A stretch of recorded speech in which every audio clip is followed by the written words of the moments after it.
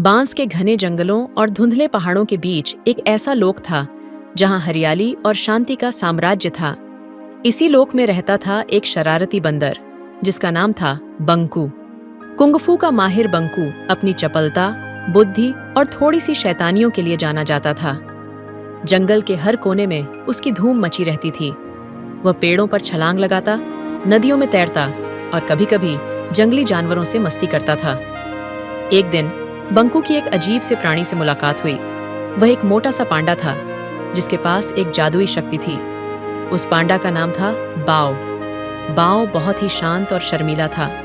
वह ज्यादातर समय बांस खाता और ध्यान लगाता रहता था।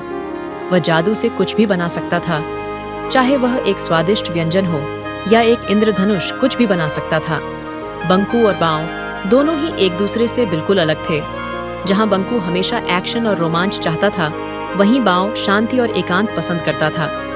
लेकिन धीरे धीरे दोनों में एक अटूट दोस्ती हो गई। बंकू बाओ को जंगल के रोमांच दिखाता और बाओ बंकू को अपनी जादुई शक्तियों से चमत्कार दिखाता। एक दिन उनके शांत जीवन में एक तूफान आया। एक भयानक ड्रैगन ने उनके लोक पर आक्रमण कर दिया। वह आग उगलता, खजाने लूटता और लोगों को डराता था। सभी लोग डर के मारे अपने घरों में दुबके हुए थे। बंकू ने ड्रैगन को चुनौती देने का फैसला किया। वह अपनी तलवार लेकर ड्रैगन के सामने खड़ा हो गया। दोनों के बीच एक जबरदस्त लड़ाई हुई। बंकू ने अपनी पूरी ताकत लगा दी, लेकिन ड्रैगन बहुत शक्तिशाली था। बंकू को लग रहा था कि वह हार जाएगा। तभी बाओ आगे आया। उसने अपनी जादुई छड़ी से एक ढाल बनाई और ड्रैगन की आग को रोक दिया। इतना मंत्रमुग्ध हो गया कि वह बंकू पर हमला करना भूल गया। इसी मौके का फायदा उठाकर बंकू ने ड्रैगन को हरा दिया। ड्रैगन को हराकर बंकू और बाओ लोक के नायक बन गए। सभी लोग उनकी बहादुरी के लिए उनकी प्रशंसा करते थे। बंकू और बाओ ने मिलकर लोक को ड्रैगन के आतंक से मुक्त कराया था।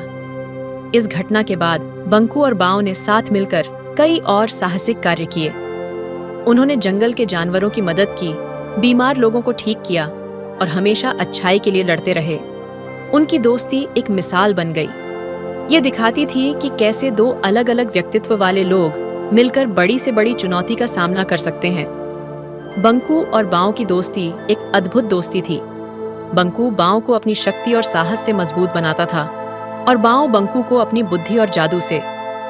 दोनों एक दूसरे के पूरक थे। वे हमेशा एक दूसरे के लिए खड़े रहते थे। एक दिन बंकू ने बाओ से पूछा, बाओ, तुम इतने जादुई क्यों हो? बाओ मुस्कुराया और बोला, हर किसी के अंदर कोई न कोई खास शक्ति होती है, बस उसे पहचानने की जरूरत होती है। बंकू ने बाओ की बातों पर गौर किया। उसे एहसास हुआ कि बाओ की बात सही थी।